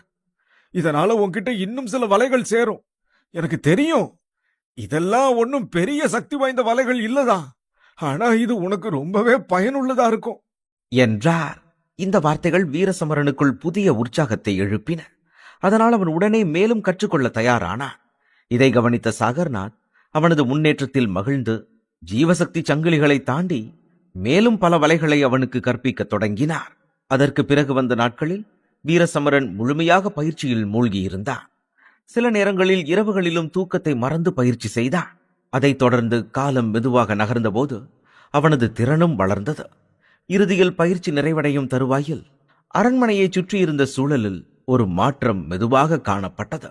ஒரு வாரம் கடந்த பின் அந்த மாற்றம் தெளிவாக கேட்கும் சத்தமாக மாறியது. அதை உணர்ந்த வீரசமரன் ஒரு கணம் யோசித்து வெளியே சென்றான். அப்போது பலரும் அரசவையை நோக்கி செல்வதை அவன் கவனித்தான். அங்கு சென்றபோது வெளியில் பல வீரர்கள் இருந்தாலும் அவனை யாரும் தடுக்கவில்லை. பிறகு அவன் மெதுவாக உள்ளே நுழைந்ததும் அங்கே பலர் அமர்ந்திருந்தார்கள். அவர்களுள் மிகவும் சக்தி வாய்ந்த 5 போர் வீரர்களும் இருந்ததை பார்த்ததும் அவன் லேசாக ஆச்சரியப்பட்டு, 5 ராஜ வீரர்கள் இங்க கூடியிருக்காங்களா? அப்படின்னா இன்னைக்கு ஏதோ விசேஷமான விஷயம் நடக்க போகுதுன்னு மட்டும் புரியுது என்றான். இதற்கிடையில் தலைவரின் இருக்கையில் இருந்த வீரராகவன் அவனை கவனித்திருந்தாலும் எதுவும் சொல்லாமல் அமரச் சைகை காட்டினார். அப்போது அந்த 5 வீரர்களில் ஒருவர் அவனை பார்த்து புன்னகையுடன், அடடா, நம்ம வீர சமர இவ்வளவு பெருசா வளர்ந்துட்டானே. சமரா, உனக்கு ஞாபகம் இருக்கா? சின்ன வயசுல என் மடியில உட்கார்ந்துட்டு நீ எவ்வளவு துள்ளி குதிச்சு விளையாடுவ ஆ? என்றார். அதற்கு வீரசமரன் மகிழ்ச்சியுடன், மருதமாமா, இதெல்லாம் ரொம்ப பழைய கதை. அப்போ உங்க மடியில உட்கார்ந்துட்டு நான் இன்னும் என்னென்னவோ குறும்பெல்லாம் பண்ணியிருக்கேன் என்று பதிலளித்தான். அந்த நகைச்சுவையால் சிலர் சிரித்தனர். பின்னர் வீரராகவன் தனது கையை உயர்த்தியதும் சபையில் இருந்த சத்தம் உடனே அடங்கியது. அதன் பின் அவர் கனத்த குரலில் அனைவரையும் பார்த்து, இந்த விஷயம் மகாவம்சிகளுக்கு எவ்வளவு முக்கியமோ அதே அளவுக்கு நமக்கும் முக்கியம். அதனால நமக்கு கிடைச்ச தகவல் படி இந்த திட்டத்துக்காக ரணதேவனே நேரடியா மகாவம்சிகள் கூட வரான். ருத்ரனும் ராணாவும் இந்த பயணத்துல அவன் கூட வராங்க என்றார். இந்த வார்த்தைகளை கேட்டவுடனேயே வீரசமரனின் முகத்தில் லேசான ஆச்சரியம் மிளிர்ந்தது. ஏனெனில் மகாவம்ச பிரிவைச் சேர்ந்த ரணதேவனும் ருத்ரனும் மிகுந்த சக்தி வாய்ந்த நித்திய தெய்வீக நிலை வீரர்கள் என்பதை அவன் அறிந்திருந்தான். மேலும் ராணாவும் அந்த நிலையை அடையும் தருவாயில் இருப்பதும் அவனுக்கு தெரிந்ததே. அதனால்தான் இத்தகைய வலிமையானவர்கள் ஒன்று கூடும்போது அவனது தந்தையான வீரராகவன் இந்த பயணத்தில் நேரடியாக சேர முடிவு செய்திருப்பது அவனுக்கு புரிந்தது. அதே நேரத்தில் அந்த 5 வீரர்களின் முகங்களிலும் ஒரு மெல்லிய கவலை நிழல் தோன்றியது. அதன் பின் மருது சிறிது யோசித்தபடி முன்னே வந்து, அப்படின்னா கதிர், வேலை, அப்புறம் நான் 3 பேரும் தலைவர் கூட வரோம். மத்த 2 பேரும் இங்கேயே இருந்து நம்ம பிரிவை பாதுகாப்பாங்க என்றார். அதற்கு வீரராகவன் அமைதியாக தலையசைத்து, நீங்க 3 பேரும் ஆளுக்கு ஒரு குழுவை பாத்துக்கோங்க. யாரோட பலமும் நித்திய ஒளி நிலைக்கு குறைவா இருக்கக்கூடாது. உங்க கூட அனுபவம் வாய்ந்த வீரர்களை மட்டுமே வச்சுக்கோங்க. என்ன நடந்தாலும் சரி, இந்த லட்சியத்துல நாம தோத்துறக்கூடாது என்றார். அத்தியாயம் 2149. வீரராகவனின் உறுதியான வார்த்தைகள் கேட்டபோது அந்த 5 வீரர்களின் முகங்களிலும் புன்னகை பரவியது. அப்போது அவர்களில் ஒருவன் உற்சாகமாக, இந்த தடவை மகாவம்சிகள் கூட ஒரு நல்ல சண்டை இருக்கும் போல இருக்கே. இது ரொம்ப வேடிக்கையா இருக்க போகுது. ஆனா எது எப்படியோ அவங்க கூட சரியா சண்டை போட்டு ரொம்ப நாள் ஆச்சு என்றார். அதை கேட்ட வீரராகவன் மெதுவாக புன்னகைத்தார். அவர் தன்னை மனதளவில் தயார்படுத்திக் கொண்டபோது அவரது கண்களில் ஒரு தீவிரமான ஒளி மின்னியது. அதற்கிடையில் அவையில் இருந்த அனைவரின் உற்சாகத்தையும் உணர்ந்த வீரசமரனின் மனமும் மகிழ்ச்சியால் நிரம்பியது. ஏனெனில் இந்த முறை அவர்கள் அனைவரும் அந்த மர்மமான பண்டைய அமரப்பறவையின் ஆன்ம துண்டை பெறப்போகிறார்கள் என்ற உணர்வு அவருக்குள் வலுப்பெற்றது. மேலும் இத்தகைய சக்தி வாய்ந்த மந்திர மிருகம் இதற்கு முன்பு வடக்கு பகுதியில் காணப்படாத ஒன்று என்பதும் அவனுக்கு தெரிந்ததால் அதன் ஆன்ம துண்டை பெறுவதில் யார் வெற்றி பெறுவார்கள் என்ற கேள்வி எல்லோரின் மனதிலும் அமைதியாக தெரிந்தது. அதைத் தொடர்ந்து நாட்கள் வேகமாக நகர்ந்தன. கரும்பாறை சதுப்பு நிலம் கீழ் வடக்கு பகுதியில் பறந்து விரிந்திருந்தது. அதன் அருகில் யாரும் கூடியிருக்கவில்லை. ஏனெனில் அந்த இடம் மிகவும் ஆபத்தானதாக கருதப்பட்டது.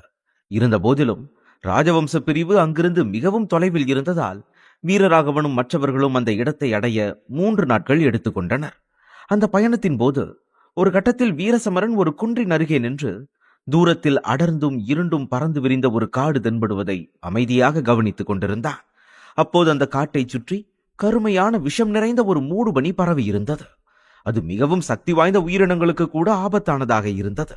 அந்த மூடுபனியிலிருந்து தூரத்தில் இருந்த போதிலும் வீரசமரனின் உடலுக்குள் ஒரு விசித்திரமான உணர்வு மெதுவாக எழுந்தது.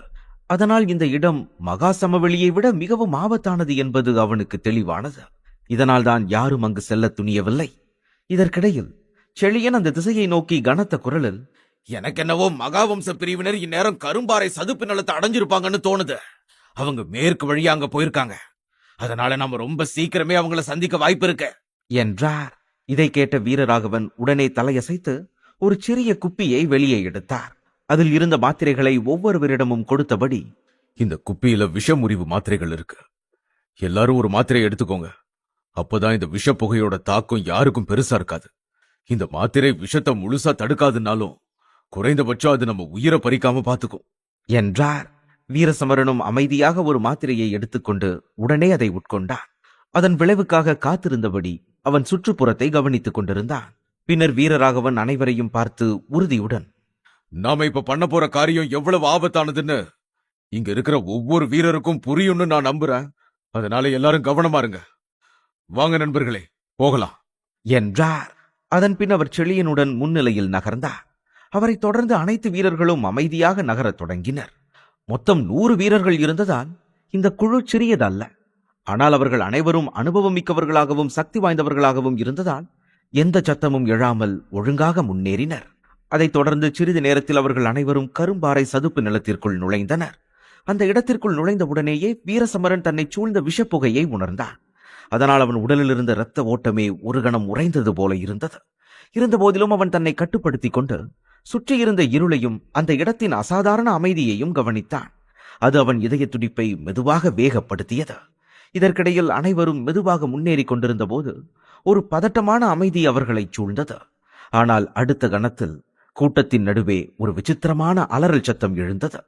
அதனைத் தொடர்ந்து தரையிலிருந்து ஒரு பெரிய கருப்பு விஷப்பாம்பு திடீரென பாய்ந்து வெளியே வந்தது. அது மிகவும் பயங்கரமாகவும் விஷமயமாகவும் தோன்றியது. வெளிவந்த உடனேயே அது அருகில் இருந்த 2 வீரர்களை ஒரே நேரத்தில் தாக்கி அவர்களை உடனடியாக கொன்றது. அப்போது அதன் வாயிலிருந்து கருமையான விஷம் கசிய அது தரையில் விழுந்த இலைகளையே உருகச் செய்தது. இதனால் அந்த விஷம் அமிலம் போன்றது என்பது தெளிவானது. அந்த காட்சி வீரர்களிடையே பயத்தை ஏற்படுத்தியது. அதே நேரத்தில் ஒருவன் அதிர்ச்சியுடன், தோழர்களே, எச்சரிக்கையா இருங்க, நாம கரும்பாறை பாம்பால தாக்கப்படுறோம் என்று கத்தினார். இந்த திடீர் தாக்குதல் ஆரம்பத்தில் குழப்பத்தை ஏற்படுத்தியது. ஆனால் ஒரு கணம் கழித்து அனைவரும் மெதுவாக தங்களை சமநிலைப்படுத்திக் கொண்டு அந்த பயங்கரமான மந்திர மிருகத்தை எதிர்கொள்ள தயாரானார்கள். அந்த பாம்பு தனது ஆயுளின் உச்ச நிலையை அடையும் தருவாயில் இருந்தது. ஆனால் அது மிகுந்த சக்தியுடன் இருந்தது. இதை பார்த்த செழியன் உடனே தன் உடலிலிருந்து ஜீவசக்திகளை வெளிப்படுத்தி அந்த அபாயகரமான பாம்பை தாக்கத் தொடங்கினார். அதே நேரத்தில் தனது காலால் தரையை வலுவாக மிதித்து தன்னை பாதுகாத்துக் கொண்டு மற்றொரு தாக்குதலையும் ஏற்படுத்தினார். செழியனின் தாக்குதலால் அந்த மந்திர மிருகம் சற்று அஞ்சிய போதிலும் அது தனது ஜீவசக்திகளை மேலும் தூண்டி தன்னையே வலிமைப்படுத்திக் கொண்டது. இதை கவனித்த செழியன் தன் ஜீவசக்திகளை ஒருங்கிணைத்து ஏவிய போது அது பாம்பின் அருகில் ஒரு அடர்ந்த மஞ்சள் நிற காண்டாமிருகமாக உருமாறியது. அந்த காண்டாமிருகத்திற்கு கொம்புகள் இல்லை. ஆனால் அதன் தோல் மிகவும் தடிமனாக இருந்ததால் அதை எதிர்கொள்வது எளிதாக இல்லை. அதே நேரத்தில் அந்த காண்டாமிருகம் தோன்றியவுடன் கரும்பாறை பாம்பின் முகத்தில் கோபம் தென்பட்டது. மேலும் அந்த 2 மிருகங்களும் ஒன்றை ஒன்று தாக்கப் போகின்றன என்பது தெளிவாக தெரிந்தது. ஆனால் அதற்குள் செழியன் தனது முழு கவனத்தையும் பாம்பின் மீது செலுத்தி காண்டாமிருகத்தின் சக்தியை பயன்படுத்தி பாம்பை கடுமையாக நசுக்கினார். அந்த தாக்குதலால் பாம்பு ஒரு கொடூரமான அலறலை எழுப்பியது. உடனே அதன் உடல் முழுவதும் இரத்தம் சிந்தியது. ஆனால் செழியன் அங்கேயே நிற்காமல் அடுத்த கணமே தனது வாளை பயன்படுத்தி அந்த பாம்பை முற்றிலும் அழித்தார். இந்த காட்சியை கண்ட வீரசமரன் ஆழ்ந்த பெருமூச்சு விட்டான். ஏனெனில் தனது சித்தப்பா செழியன் அந்த சக்தி வாய்ந்த மந்திர மிருகத்தை எவ்வளவு எளிதாக வென்றார் என்பதில் அவன் பெரும் ஆச்சரியமடைந்தான். அதற்கு பிறகு வீரசமரனின் முகத்தை கவனித்த வீரராகவன் மெதுவாக அவனை பார்த்து, சமரா, உன்னோட சித்தப்பா ஒரு நித்திய தெய்வீக நிலை வீரர். அது மட்டும் இல்லாம அவர்கிட்ட மலை காண்டாமிருகத்தோட ஆன்ம துண்டு இருக்குது. சக்தி வாய்ந்த மந்திர மிருகங்களோட பட்டியல்ல அந்த மிருகம் 180வது இடத்துல இருக்கு என்றார். இதை கேட்ட வீரசமரன் அமைதியாக தலையசைத்தான். மேலும் ஒரு நாள் தானும் இப்படிப்பட்ட ஒரு சக்தி வாய்ந்த மந்திர மிருகத்தின் ஆன்ம துண்டை பெறுவோம் என்ற எண்ணம் அவன் மனதில் மெதுவாக உருவாகியது. இதற்கிடையில் கரும்பாறை பாம்பின் ஆன்ம துண்டை பிரித்தெடுத்த செழியன் தாமதிக்காமல் முன்னோக்கி நகரத் தொடங்கினார்.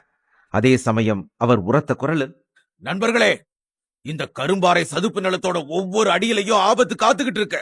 உங்க உயிரை நீங்க இழக்க விரும்பலன்னா ஒவ்வொரு அடியையும் ரொம்ப கவனமா எடுத்து வைங்க என்று எச்சரித்தார்.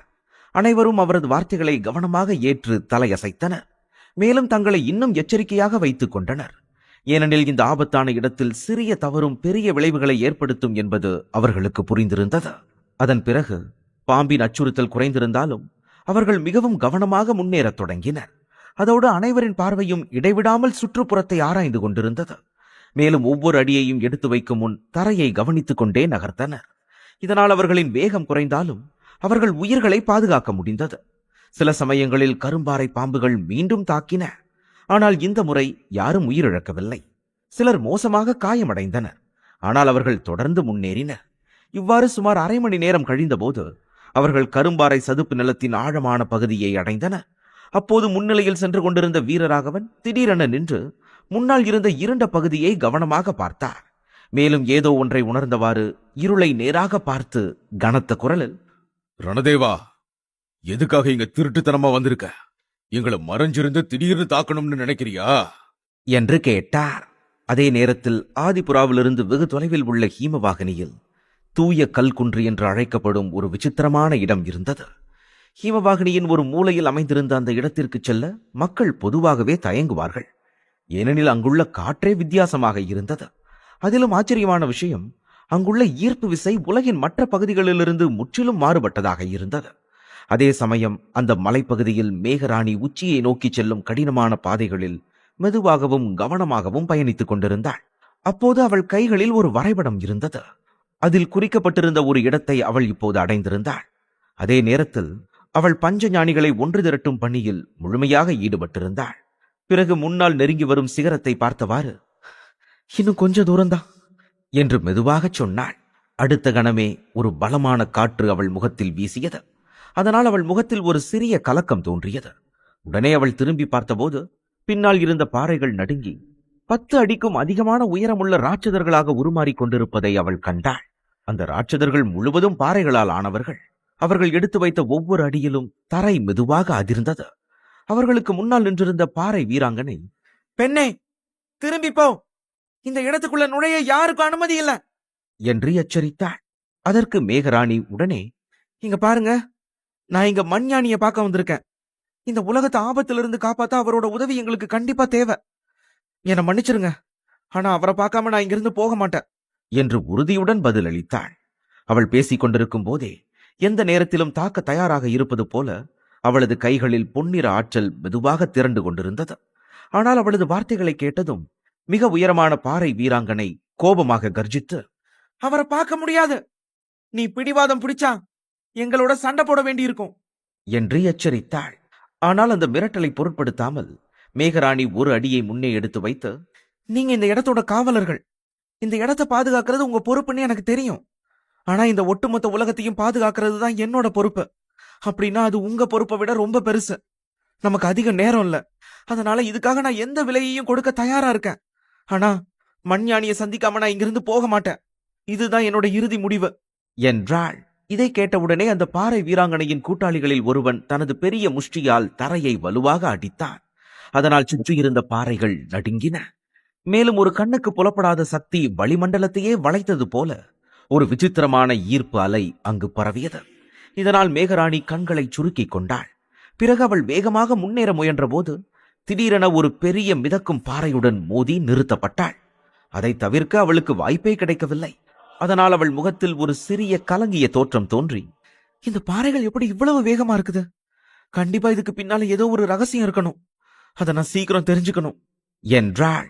அதன் பிறகு வலியை பொருட்படுத்தாமல் அவள் தன்னை மெதுவாக சமாளித்துக் கொண்டு சுற்றியிருந்த சூழ்நிலையை கவனமாக ஆராயத் தொடங்கினாள்.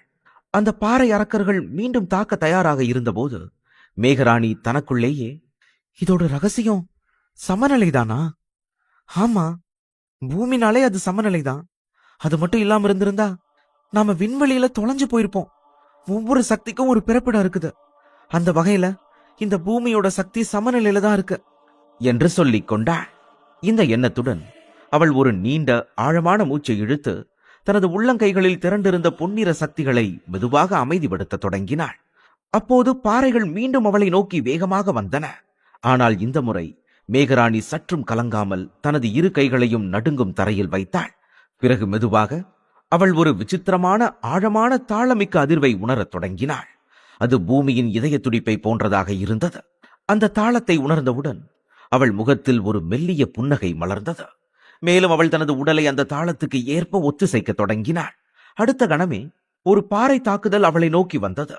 ஆனால் மேகராணி அந்த தாளத்தை உணர்ந்து அதை எளிதாக தவிர்த்தாள்.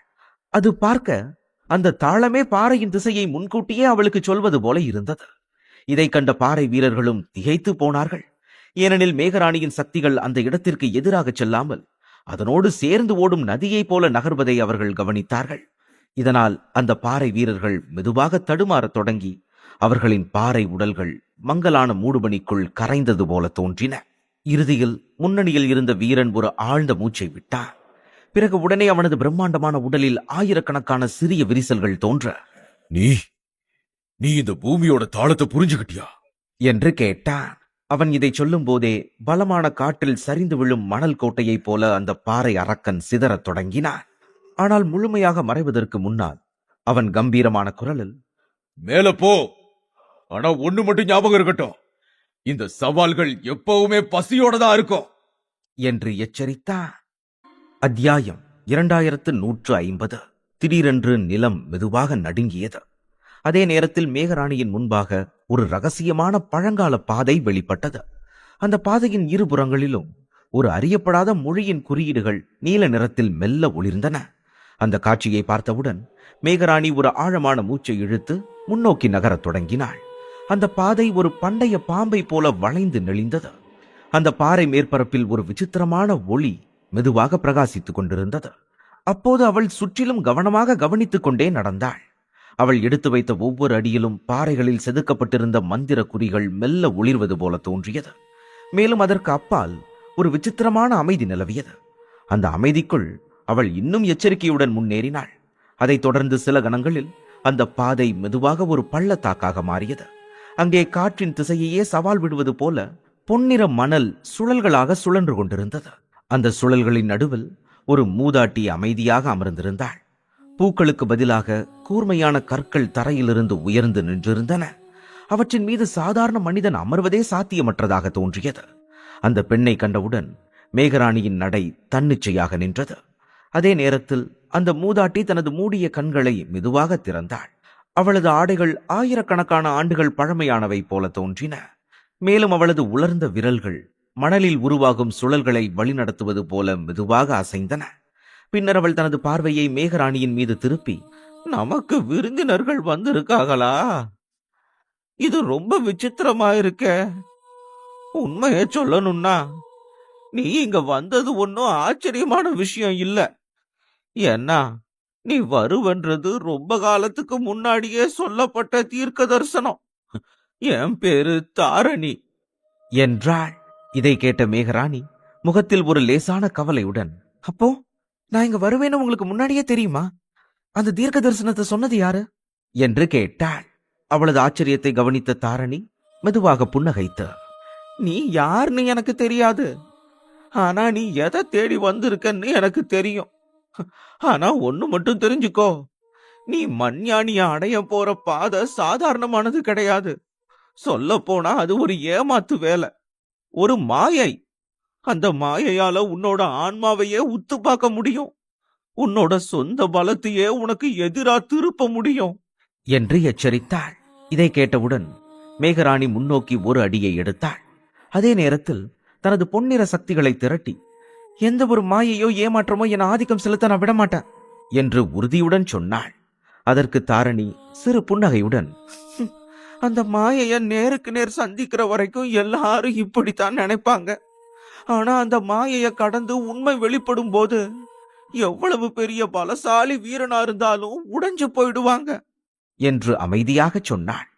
அதன் பின் தாரணி ஒரு சிறிய குப்பியை வெளியே எடுத்தாள். அதன் உள்ளே ஈரமான மண் போன்ற ஏதோ ஒன்று இருந்தது. அதை மேகராணியிடம் கொடுத்தவாறு, இந்த தீர்க்க தரிசனத்துக்காக தான் நான் இங்க இருக்கேன்.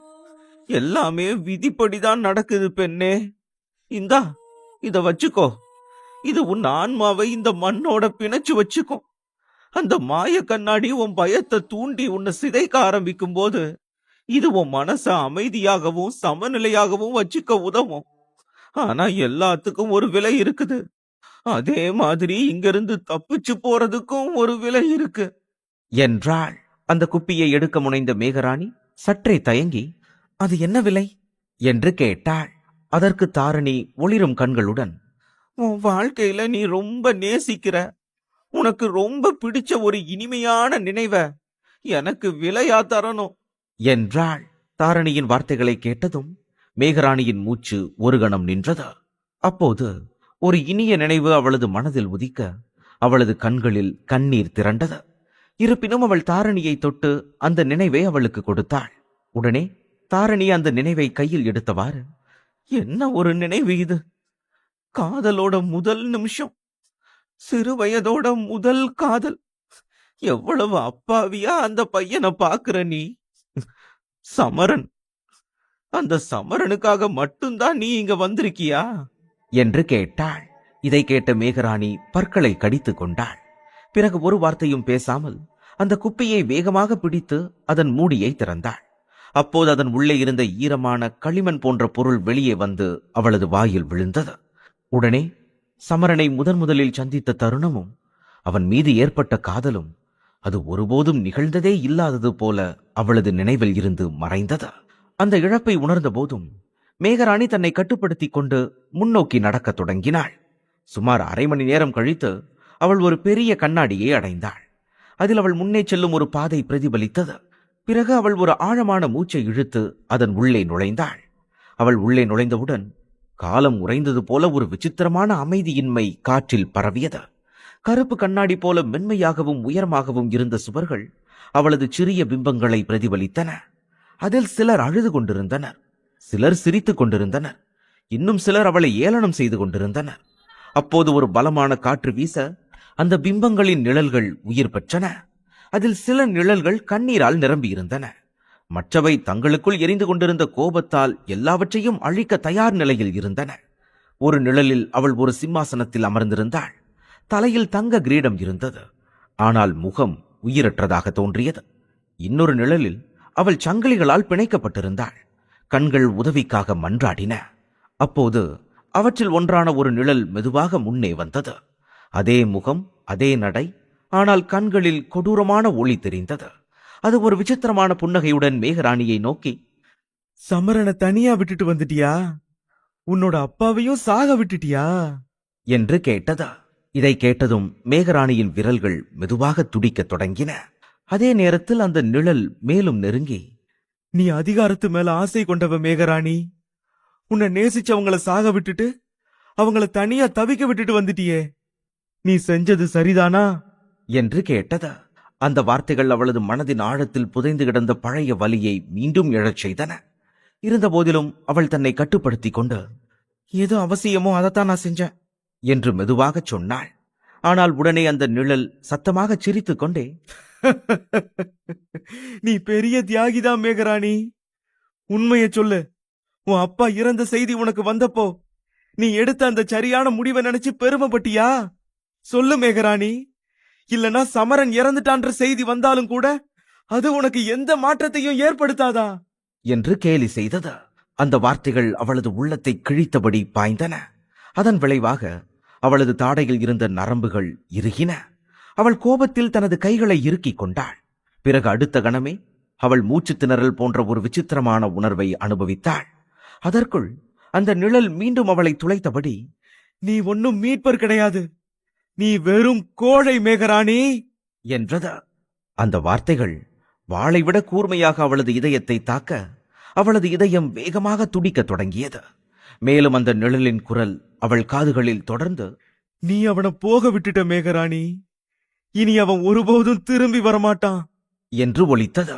அந்த சத்தத்தை கட்டுப்படுத்த முடியாமல் மேகராணியின் கைகள் நடுங்கின. அவள் பதட்டத்துடன் தனது காதுகளை மூடிக்கொண்டாள்.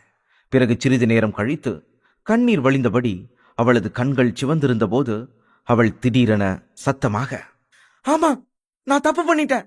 நான் எடுத்த எல்லா முடிவும் சரி கிடையாது. நான் ஒரு முழுமையானவளும் இல்ல. ஆனா நான் ஒன்னும் பலவீனமானவ கிடையாது. என் அப்பாவை நான் இழந்துட்டேன். அந்த வலியை நான் தாங்கிக்கிட்டேன். ஆனா என்ன நடந்தாலும் சரி, நான் சமரனை இழக்க மாட்டேன் என்று உறுதியுடன் சொன்னாள். அந்த உறுதியுடன் அவள் தனது உள்ளங்கையை தரையில் பலமாக பதித்தவுடன் சுற்றியிருந்த கண்ணாடி திடீரென அவள் தாரணியிடமிருந்து பெற்ற அதே ஈரமான களிமண்ணாக மாறியது. அதே நேரத்தில் அந்த பாதை முழுவதும் மாறி முன்பிருந்த கலக்கம் மறைந்து ஆழமான அமைதி நிலவியது. அதைத் தொடர்ந்து நிழல்கள் அனைத்தும் மெதுவாக மறைந்தன. பின்னர் மேகராணி மேலே பார்த்தபோது அவளுக்கு நேராக கீழ் நோக்கி செல்லும் படிக்கட்டுகள் தோன்றின. அவற்றை பார்த்து ஒரு நிமிடம் அமைதியாக நின்ற பின் அவள் மெதுவாக அதில் இறங்கத் தொடங்கினாள். இறங்கிக் கொண்டிருக்கும் போது கீழே ஒரு மர்மமான ஒளி மெதுவாக பிரகாசிப்பதை அவள் கவனித்தாள். பிறகு அது மண் ஞானியின் தியான அறை என்பதை அவள் உணர்ந்தாள். இதை கண்டதும் ஒரு ஆழமான மூச்சை இழுத்துக்கொண்டு அவள் மேலும் முன்னேறினாள். அந்த வழி அவளை குகையின் ஆழத்திற்குள் இட்டுச் சென்றது. அந்த இருண்ட பாதையில் நடந்து கொண்டிருந்த போதும் அவளது முகத்தில் எந்தவிதமான பயமோ கலக்கமோ தெரியவில்லை. அதே சமயம் அந்த பாதை மெதுவாக குறுகி வருவதை அவள் கவனித்தாள். வேறு யாருக்கும் மூச்சு திணறலை உண்டாக்கி இருக்கும் ஒரு பாதை அது.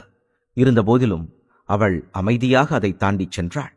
சில கணங்களுக்கு பிறகு பண்டைய கற்களாலும் ஈரமான மண்ணின் வாசனையாலும் நிரம்பிய ஒரு பரந்த அறை அவளுக்கு முன்னால் விரிந்தது. அந்த அறையை பார்த்தவுடன் மேகராணியின் முகத்தில் மெதுவாக மகிழ்ச்சி மலர்ந்தது. ஏனெனில் அந்த அறையின் மையத்தில் முழுவதும் தங்கத்தால் ஆன ஒரு பிரம்மாண்டமான தூண் உயர்ந்து நின்றது. அதன் உச்சியில் கண்களை மூடியபடி தரையை தொடுமளவுக்கு நீண்ட நரைத்த முடியும் தாடியுடனும் ஒரு முதியவர் அமைதியாக அமர்ந்திருந்தார். அந்த முதியவர்தான் மண் ஞானி. அளவிட முடியாத ஆற்றல் கொண்டவர். ஆயிரக்கணக்கான ஆண்டுகளாக மாவீரர்களுக்கு அடுத்தபடியாக ஒருவருக்கு சமமான வலிமை இருந்ததென்றால் அது இந்த பஞ்ச பரமேஸ்வர மண் ஞானிக்குதான். அந்த மாபெரும் இருப்பை பார்த்த மேகராணி ஒரு கணம் அமைதியாக நின்ற பின், முதிய மண்ஞானியே, ஹீமவாகினிக்கு உங்க உதவி தேவை என்று அழைத்தாள். அவள் இதை சொன்னவுடன் ஒரு கண நேர அமைதி நிலவியது. அதன் பிறகு திடீரென ஒரு சக்தி வாய்ந்த பூகம்பம் ஏற்பட்டது போல குகை முழுவதும் அதிரத் தொடங்கியது. அந்த அதிர்வில் தங்கத் தூண் கூட கடுமையாக நடுங்கியது.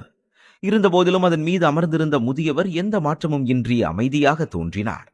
அதைத் தொடர்ந்து மெதுவாக அந்த அதிர்வு குறையத் தொடங்கியது. பின்னர் அந்த முதியவரின் கண்கள் மெதுவாக திறந்தன.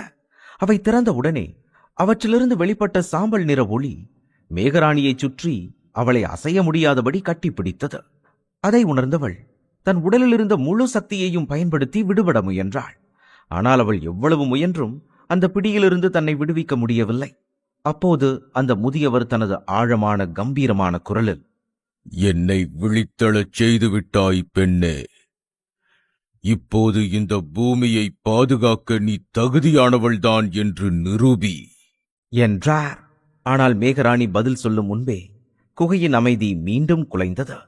மேலிருந்த கூரை முழுவதும் விரிசல்கள் பரவி நெருப்பை போல சிதறத் தொடங்கின. அடுத்த கணமே வானமே நொறுங்கி விழுவது போல பெரிய கற்கள் உடைந்து அவளை நோக்கி விழத் தொடங்கின. அந்த ஆபத்தான தருணத்தில் மேகராணி மிகுந்த மனவேதனையுடன், இப்ப நான் என்ன பண்ணுவேன்? ஒருவேளை நான் இங்கேயே இறந்துட்டா சமரனை யாரு காப்பாத்துவாங்க என்று கேட்டாள். பின்னர் தனது பொன்னிற சக்திகளை விரைவாக அழைத்து பாறைகளை நடுவானிலேயே நொறுக்க முயன்றாள். ஆனால் அவளுடைய சக்திகள் பாறைகளை தொட்ட உடனேயே அவை ஒளிரத் தொடங்கின. அடுத்த கணமே அவளது சக்திகள் முழுவதும் மறைந்து போயின. இதைக் கண்டு அவளது முகத்தில் மாற்றம் தோன்றியது. அப்போது பாறைகள் தன்னை நோக்கி தொடர்ந்து நகர்வதை உணர்ந்தவாறே, பூமிங்கிறது ஒரு சமநிலை என்று அவள் உள்ளுக்குள் நினைத்தாள். அந்த எண்ணத்துடன் அவளது பார்வை மெதுவாக தரையில் நிலை கொண்டது. அதோடு அவள் தனது கால்களை நீட்டி முழங்கால்களை மடக்கி உடலை சமநிலைப்படுத்த முயன்றாள். அப்போது அவளது கைகள் ஒரு பாறையை பிடிக்க தயாராக இருப்பது போல முன் வந்தன. அதற்குள் பாறை அவளுக்கு மிக அருகில் வந்தது. அந்த தருணத்தில் அவளது முகத்தில் மீண்டும் பயம் தெரிந்தது. மேலும் அவள், என்னோட இந்த திட்டம் மட்டும் தோத்து போச்சுன்னா அவ்வளவுதான், நான் செத்த என்றாள். அடுத்த கணமே ஒரு பெரிய பாறை தனது கைகளில் விழவிருப்பதை அவள் உணர்ந்தாள். அதனால் அவள் கண்களை மூடிக்கொண்டாள். அதே நேரத்தில் அவளது கைகள் வேகமாக கீழே தள்ளப்பட்டு தரையில் நசுங்கி போகும் உணர்வு ஏற்பட்டது. இருந்தபோதிலும் அந்த முழு நேரமும் அவள் பாறையை தாங்கி பிடிக்க முயன்றாள். இதற்கிடையில் மற்ற பாறைகளும் அவளை நோக்கி வந்தன. சில அவளது தோள்களை தொட்டன. மேலும் ஒரு பெரிய பாறை அவளது தலையை நோக்கி மோதவிருந்தது. ஆனால் அந்த சமயத்தில் அவளது உடல் முழுவதும் மெதுவாக சேராக மாறத் தொடங்கியது. அந்த விசித்திரமான மாற்றம் அவளுக்கு ஆச்சரியத்தை அளித்தது. அந்த சேறு காற்றில் சிதறியவுடன் பாறைகள் அனைத்தும் தரையில் விழுந்தன. பின்னர் சிதறிய சேறு மீண்டும் ஒன்று சேர்ந்து மேகராணியின் உடலாக உருவெடுத்தது. இதை பார்த்த மேகராணியின் முகத்தில் பேரச்சம் தெரிந்தது. அவள் கண்களை திறந்து பார்த்தபோது எதுவும் நடக்காதது போல அமைதி நிலவியது. அந்த அனுபவத்தை நினைத்தபடி அவள் மெதுவாக, அந்த பாட்டி கொடுத்த அந்த ஈரமான களிமண்ணாலதான் இதெல்லாம் நடந்துச்சா என்று கேட்டாள். இந்த எபிசோட் உங்களுக்கு பிடிச்சிருந்தா அந்த வீடியோக்கு ஒரு லைக் பட்டன் கொடுங்க. அண்ட் இந்த மாதிரி தொடர்ந்து வீடியோஸ்க்கு நம்ம சேனலை சப்ஸ்கிரைப் பண்ணிக்கோங்க. தேங்க்யூ.